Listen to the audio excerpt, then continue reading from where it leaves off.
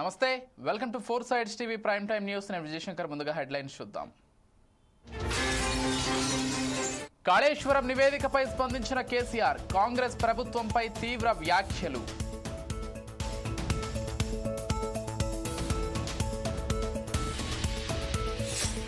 హైదరాబాద్లో కుండపోత వర్షం జలమయమైన రోడ్లు భారీగా ట్రాఫిక్ జామ్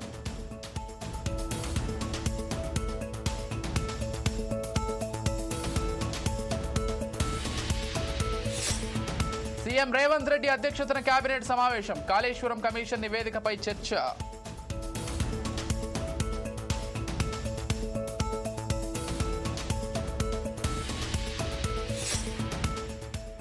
ఓవల్ టెస్ట్ లో ఇంగ్లాండ్ పై భారత్ ఘన విజయం 2-2తో సిరీస్ సమం చేసిన భారత్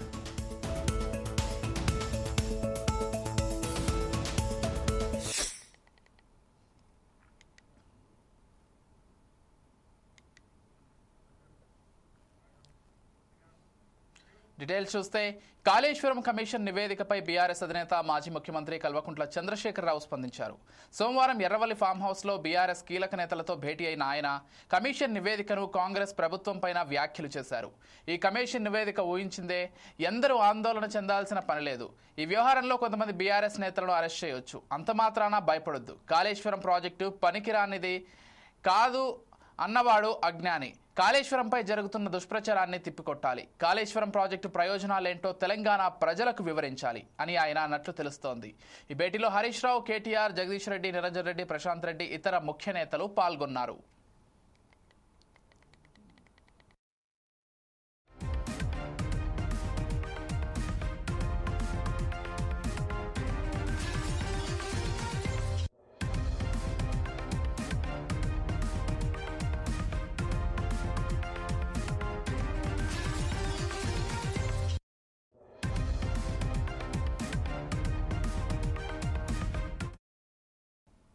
హైదరాబాద్ మహానగరంపై సోమవారం సాయంత్రం భారీ వర్షం విరుచుకుపడింది. పగటిపూట ఎండ ఉన్నప్పటికీ సాయంత్రం వేళ వాతావరణం ఒక్కసారిగా మారిపోయింది. అనూహ్యంగా కురిసిన ఈ భారీ వర్షంతో నగరంలోని రహదారులు జలమయమయ్యాయి. ఎక్కడికక్కడ నీళ్లు నిలిచిపోవడంతో వాహనదారులు, పాదచారులు తీవ్ర ఇబ్బందులు పడ్డారు. వానలో తడిసి ముద్ద ఇంటికి చేరుకోవడానికి నగరవాసులు నానా అవస్థలు పడ్డారు. నగరంలోని పలు ప్రధాన ప్రాంతాల్లో వర్ష ప్రభావం ఎక్కువగా కనిపించింది. బేగం బజార్, కోటి, సుల్తాన్ బజార్, అబిడ్స్, బషీర్బాగ్, నాంపల్లి, లిబర్టీ, హిమాయత్ నగర్, నారాయణగూడ, లక్డీ కపుల్, ఖైరతాబాద్, ట్యాంక్ బండ్ వంటి ప్రాంతాల్లో భారీగా ట్రాఫిక్ జామ్ అయింది.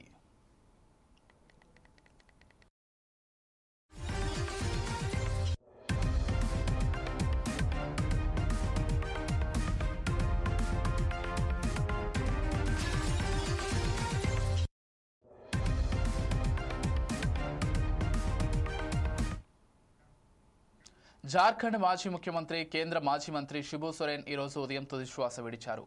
దీర్ఘకాలంగా అనారోగ్యంతో బాధపడుతున్న ఆయన నెల రోజులకు పైగా ఢిల్లీలోని సర్ గంగారాం ఆసుపత్రిలో చికిత్స పొందుతూ తుదిశ్వాస విడిచారు. మూత్రపిండాల సంబంధిత సమస్యల కారణంగా శిబు సోరెన్ జూన్ చివరి వారంలో ఆసుపత్రిలో చేరిన సంగతి తెలిసిందే.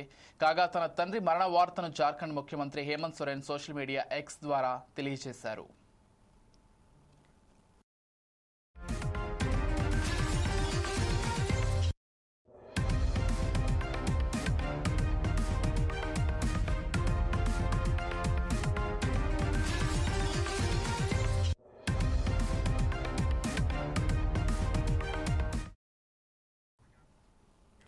ధర్మస్థలంలో వందలాది మృతదేహాల ఖననం జరిగిందని, బలవంతంగా తనతో ఆ మృతదేహాలను పూడ్చిపెట్టించారని ఓ వ్యక్తి ముందుకు రావడం దేశవ్యాప్తంగా కలకలం రేపింది. ఈ నేపథ్యంలో అతను చూపించిన చోట్లలో అధికారులు తవ్వకాలు జరుపుతున్న సంగతి తెలిసిందే. ఈ క్రమంలో ప్రతి చిన్న విషయం కేసుకు కీలకంగానే మారింది. నేత్రావతి నది ఒడ్డున ఉన్న 6వ పాయింట్లో మనిషి ఎముకలు బయటపడ్డాయి, కానీ పుర్రె మాత్రం లభించలేదు. ఫోరెన్సిక్ పరీక్షల ద్వారా వయస్సు, లింగం, మరణ కారణం నిర్ధారణ కావాల్సి ఉంది. అదే సమయంలో కొన్ని ప్రాంతాల్లో పాన్ కార్డు, ఏటీఎం కార్డు లభించాయి. పాన్ కార్డు నెలమంగళి ప్రాంతానికి చెందిన వ్యక్తిగా గుర్తించారు. అతను జాండీస్తో మృతి చెందినట్లు నిర్ధారించుకున్నారు. అయితే ఏటీఎం కార్డు వివరాలపై స్పష్టత రావాల్సి ఉంది.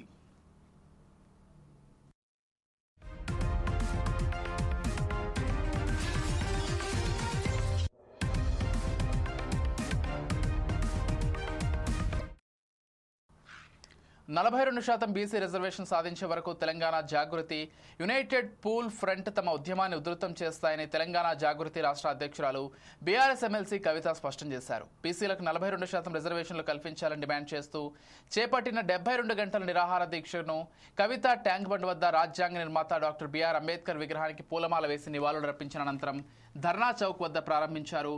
జాగృతి పూల్ ఫ్రంట్ శ్రేణులు కవిత దీక్షకు సంఘీభావం తెలిపారు. ఈ సందర్భంగా కవిత మాట్లాడుతూ కాంగ్రెస్ పార్టీ కామారెడ్డి డిక్లరేషన్లో చెప్పినట్లుగా బీసీలకు రిజర్వేషన్ కల్పించేదాకా తమ పోరాటం ఆగదన్నారు. స్థానిక సంస్థల ఎన్నికల్లో బీసీలకు 42% రిజర్వేషన్లు కల్పించాలని మేము డిమాండ్ చేస్తూ ఈ దీక్ష చేపట్టామన్నారు. ప్రతి ఒక్కరు కూడా వేలాది మందిని కిందకెళ్లి ప్రభావితం చేయగలిగేటటువంటి నాయకులు కార్యకర్తలే ఇక్కడ ఉన్నారు. మరి అలా ఏం పంతంతో ఇక్కడికి వచ్చినాం? మనం తెచ్చుకున్న తెలంగాణలో ప్రతి ఒక్కరికి రాజ్యాధికారంలో వాటా రావాలి, ప్రతి ఒక్కరికి ఆర్థిక అవకాశాలు రావాలి, ప్రతి ఒక్కరికి సమాజంలో గౌరవం దక్కాలి. సమాజంలో సగభాగం బీసీలు ఉన్నారు. మరి సగభాగం ఉన్నటువంటి బీసీలకు రాజకీయంగా సమ ప్రాధాన్యత దక్కాలనేటటువంటి ఉక్కు సంకల్పంతోనే ఇవాళ పిడికిలు బిగించి మనందరం ఇక్కడికి రావడం జరిగింది. గత కొన్ని నెలలుగా మనం ప్రభుత్వం వెంటబడుతున్నాం. మీరు కామారెడ్డి డిక్లరేషన్లో చెప్పినట్టుగా పాటించాలే, బీసీలకు న్యాయం చేయాలని కోరుతా ఉన్నాం. తెలంగాణ జాగృతి యునైటెడ్ పూలే ఫ్రంట్ మన యొక్క ఉద్యమాల ఒత్తిడితోని ఇవాళ అసెంబ్లీలో 2 బిల్లులు పాస్ అయినాయి. సావిత్రిబాయి పూలే గారి జయంతిని అఫీషియల్గా ఉమెన్స్ టీచర్స్ డేగా ప్రకటించారు.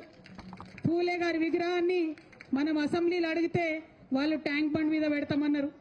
ఒక్కొక్కటి ముందడుగు పడుతున్నది. ఒక్కొక్కటిగా ప్రభుత్వాలను కదిలించగలుగుతా ఉన్నాం, వారి మెడలు వంచగలుగుతా ఉన్నాం. ఇప్పుడు చాలా బలీయమైనటువంటి ఆకాంక్ష మనందరికీ ఏందది? ఇవాళ జరుగుతున్నటువంటి లోకల్ బాడీ ఎన్నికలలో, రేపు తెలంగాణలో జరగబోయేటటువంటి స్థానిక సంస్థల ఎన్నికల్లో డిక్లరేషన్, కామారెడ్డి డిక్లరేషన్లో చెప్పిన విధంగా 42% రిజర్వేషన్ ఇచ్చి తీరాల్సిందే అని ఇవాళ ఇక్కడ కూర్చున్నాం. 42% రిజర్వేషన్ కోసం 72 గంటల నిరంతర నిరాహార దీక్ష కోసం ఇవాళ ఇక్కడ కూర్చున్నాం. ఇది రాజకీయ పోరాటం కాదు, ఇది ఆత్మగౌరవ పోరాటం. బీసీల ఆత్మగౌరవం కోసం జరుగుతున్నటువంటి పోరాటం. గాంధీ గారు చూపించినటువంటి మార్గంలో మనం చేస్తున్నటువంటి పోరాటం. గాంధీ గారు ఏం చెప్పారు మనకు? మీకేదన్నా అంశం సాధించాలంటే, ఎవరి ఆకాంక్షలన్నా ముందుకు తీసుకొని వెళ్ళాలంటే హింస వైపు వెళ్ళొద్దు. ఏపీ ప్రభుత్వం మహిళలకు ఉచిత బస్సు పథకం అమలుకు సిద్ధమైంది. ఈ నెల 15వ తేదీ నుంచి రాష్ట్ర వ్యాప్తంగా ప్రారంభం కానుంది. ఇప్పటికే ప్రయాణానికి వీలుగా బస్సుల ఖరారు నిబంధనలపైన ఆర్టీసీ తుది కసరత్తు చేసింది. 6వ తేదీన జరిగే కేబినెట్ భేటీల మార్గదర్శకాలపైన అధికారికంగా ఆమోదముద్ర వేయనున్నారు. కాగా ఉచిత బస్సు అమలుకు సర్వం సిద్ధం అవుతున్న వేళ కీలక పరిణామాలు చోటు చేసుకుంటున్నాయి. ప్రభుత్వం పైన ఒత్తిడి పెంచే కార్యాచరణ మొదలైంది. ఈ నెల 15వ తేదీ నుంచి ప్రభుత్వం ఉచిత బస్సు అమలుకు సిద్ధమవుతున్న వేళ అటు ఆటో కార్మికులు, ఇటు ఆర్టీసీ సిబ్బంది కీలక డిమాండ్లు తెర మీదకు తెచ్చారు. జీవో నెంబర్ 21 విత్డ్రా చేసుకోవాలని ఆటో కార్మికులు డిమాండ్ చేస్తున్నారు. తాము ఉచిత బస్సు పథకం అమలుకు వ్యతిరేకం కాదని చెబుతూనే తమకు 15,000 చొప్పున ఆర్థిక సాయం అందించాలని డిమాండ్ చేస్తున్నారు.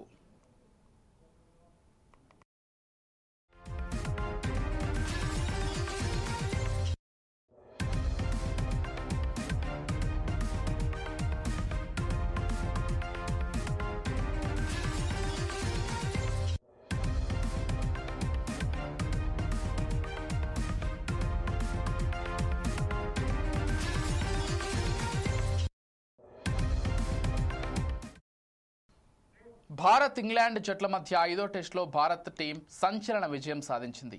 సిరీస్ను 2-2తో ముగించింది. 367 పరుగులకు ఇంగ్లాండ్ ఆలౌట్ కావడంతో భారత్ 6 పరుగుల తేడాతో విజయం సాధించింది.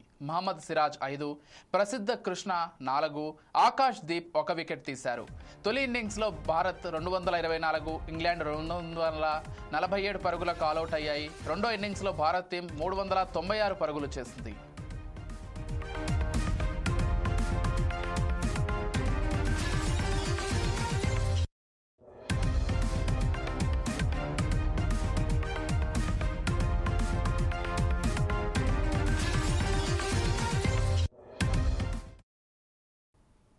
We build updates. Keep watching 4Sides TV.